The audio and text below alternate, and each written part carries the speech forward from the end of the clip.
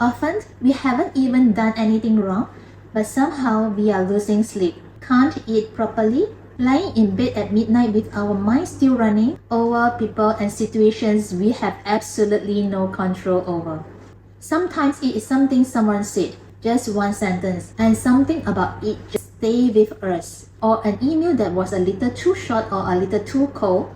Or maybe it is not even words. It is a friend who has been quietly pulling away, a colleague who is gone distant, a boss whose mood we have been trying to avoid all week. And even though none of it is still happening, we are still in it, replaying it, rewording our response, wondering what they actually meant. And the exhausting part is not even what they did.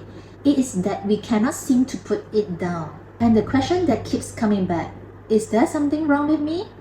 Here is the truth. The problem usually is not us. Our suffering comes from trying to control or please people we can never actually control. I know this from inside. Back in my corporate finance years, I had colleagues who would talk behind people's back. And every time those words found their way back to me through someone else, I would replay them for days. Those colleagues had already moved on. I was the only one still carrying it. I came across an idea a while back from author Mel Robbins. She calls it the let them theory. And when I first heard it, honestly, I thought, 2 words, that's it? But the more I sat with it, the more I realized how much I needed it. And today, let's unpack it together. But first, why does our brain keep doing this? Because the answer might surprise you. Let me give you a scenario that might feel familiar. We sent an email to our boss and then we waited. 1 hour, no reply. Maybe he's just busy. Half a day goes by, still nothing. So we go back and reread what we sent. Was the tone too direct? Did I word that badly? So first thing the next morning, we check again. Still nothing. Okay, something is definitely wrong. And for the rest of the day, we are replaying it. Or should we send a follow-up? Or with that same pushy, should we wait 1 more day? What if he is actually upset about something? All of that over one unanswered email. So why does our brain do this? Here is the thing. This is our brain doing exactly what it was built to do. Our brain has one job above everything else, keep us safe. So it constantly scans the people around us. Are they happy with me?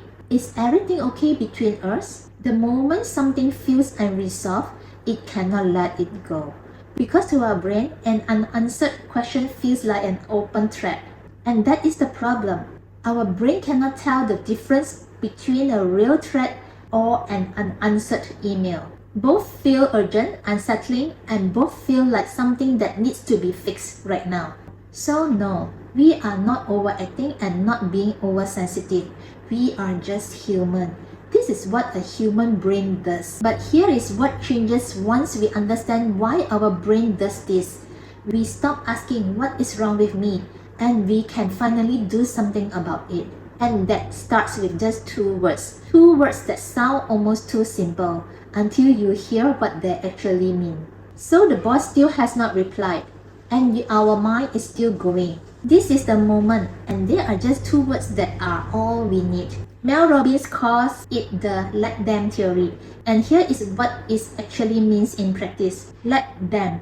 Let him take his time and reply when he's ready. He's got his own things going on over there. Things we probably can't even see.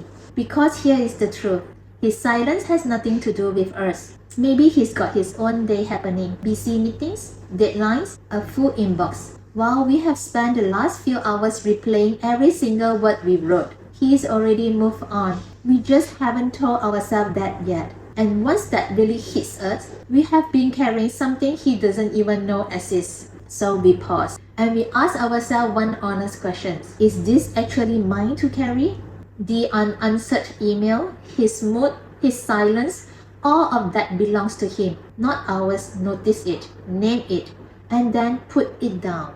Now, if this is the first time you have come across this idea and it is already shifting something, go ahead and subscribe. Because what is coming next is the part most people miss and is the reason let them alone doesn't always feel like enough. The formula is not complete yet, and the second half, that is where we actually get ourselves back. So that is the first half, let them.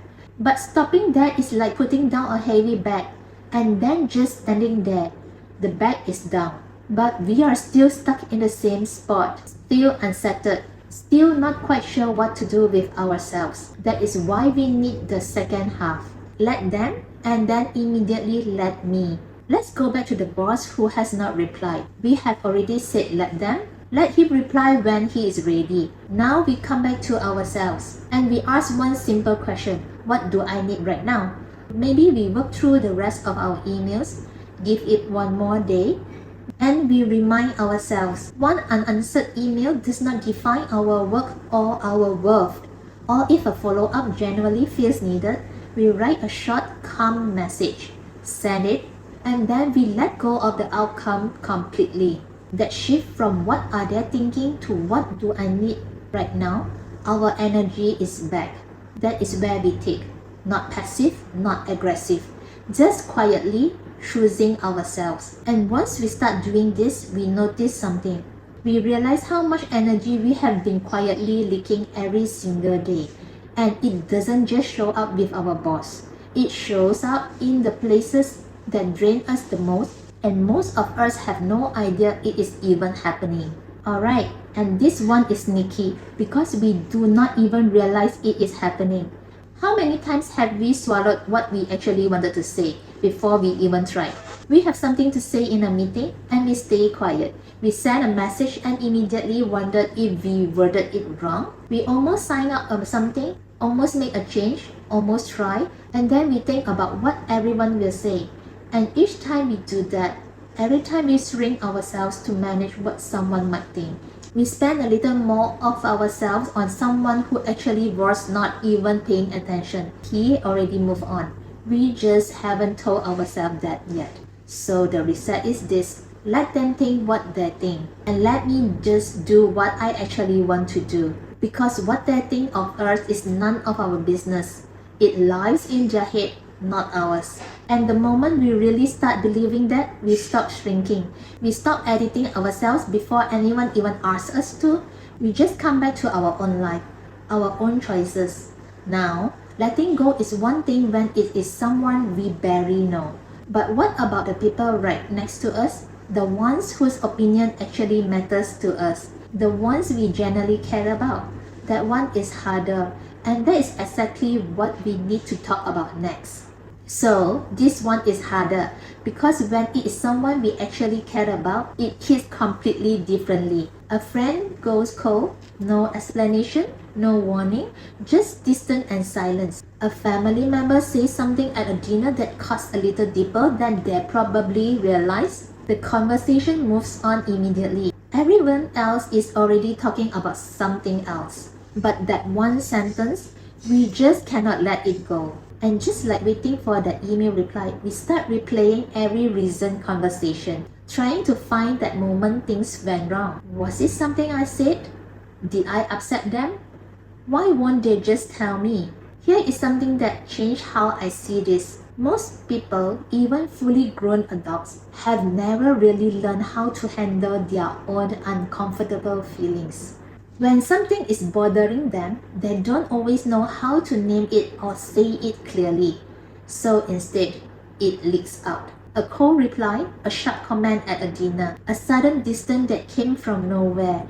And most of the time, they don't even realize they did it. The truth is, it is usually not about us at all. They are just having a hard time, and we happen to be there. So here is what we do instead. Let them feel what they feel. Let them have their reaction and take whatever time they need. And then let me come back to what I actually know. I know what I said and how I said it. I know I came with good intentions. So whatever they are feeling right now, that is theirs to carry, not mine.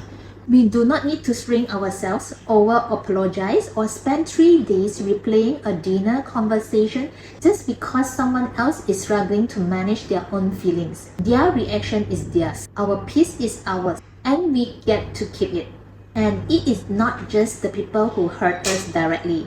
Sometimes it is the people we used to be close to. We open social media for just a few minutes, and there it is. A friend just posted photos from a trip we didn't know she was taking. Another one at a dinner we were not invited to. Someone we used to be close to, living what looks like a full, beautiful, connected life, without us in it. We put the phone down feeling something we cannot quite name. It is not exactly sadness. It is not exactly jealousy. It is more like, do I still matter to them? And just like waiting for their email reply, we start going through every recent conversation. When did we last speak? Was it something we said? Did we drift too far without even noticing what is actually happening? They are living their life, posting their highlights, completely unaware that we are sitting here feeling left behind by it. And we are carrying a feeling that was never meant for us. We saw a photo, we built a story, and somewhere between the posting and the scrolling, we made their life mean together about ours. So the reset here is this. Let them share what they share. Let them have their friends gathering and their trips and their beautiful highlight reel. And let us remember, a photo is not the full picture. And their life moving forward is not proof that ours is standing still. We do not need to watch them go on screen. We can just reach out, send the message, make the call. We do not have to wait for anyone to choose us. We can just choose them first. Let's be really honest about this. We all have that one person. The partner who leaves dishes in the sink no matter how many times we mention it. The family member who keeps making the same choices and never seems to learn. The friend who comes with the same problem over and over and never takes any of our advice. And we have tried everything. The calm conversation, bringing it up again when the moment felt right. We even sent them the article, the podcast episode, the video that was basically about their exact situation. And still, nothing changes. Every time we try to change someone, they failed it. And the moment someone feels managed, they push back. Not because they don't love us, just because nobody wants to feel like they are being told how to live their own life. Think about that email again. Imagine our boss finally replied, not to answer our question, but to point out everything that was wrong with how we wrote it. How would we feel? Defensive? Annoyed? Done with the conversation? That is exactly how the people we love feel when we keep trying to fix them. The hard truth is, we cannot change anyone who is not ready to be changed. No matter how much love and patience we give, so we come back to the only person we can actually change, ourselves. We work on our habits, our own energy, our own peace, not to prove anything to anyone, just because we deserve to feel better. And something shifts when we do that. The way we show up feels different. The people around us feel that difference. Even if they can't explain it, the whole atmosphere gradually becomes a little lighter. Not because we finally got through to them, but because we became someone whose energy was worth following. We started today with an unanswered email, just one email, no reply. And look how far our mind took us. The replaying, the second guessing, the wondering, the worrying. All that mental noise over one unanswered email. Now think about how many of those we are carrying at any one time. The friend who went quiet, the family members' comment at dinner, the colleagues' cold reply, the habits of the people we live with that we keep trying to change, the photo we saw on social media that left us feeling like we no longer belong. And honestly, we are not exhausted from working hard or living a full life. We are exhausted from trying to control things that were never ours to control in the first place. And that exhaustion has a cost. It costs our sleep, our peace, and our presence. We are physically in the room but mentally still somewhere else. Still replaying a conversation that ended hours ago. Still waiting for a reply that may never come. We deserve better than that. So what does let them actually give us back? Our peace comes back when we stop trying to manage how everyone around us feels. Our mental space comes back when we stop replaying every message and every silence. Our joy comes back when we stop carrying feelings that were never meant for us in the first place. We stop living inside other people's heads, and we finally come back to our own life. And that is everything. It sounds simple, but we all know simple is not always easy. It just takes practice. It takes pausing in that moment when we feel ourselves being pulled in and asking one honest question. Is this actually mine to carry? And most of the time, the answer is no. So before we go, just sit with this for a moment. Right now, is there someone you are still holding on to? Still losing sleep over? Still replaying something they said or didn't say? If there is, just try this. Let them. Not because they deserve it, but because you do. Letting go doesn't mean we stop caring. It just means we stop suffering over things we were never meant to carry. We get our energy back. Our sleep comes back. Our present comes back. And we finally came back to ourselves. May you be well, be happy, and be at peace.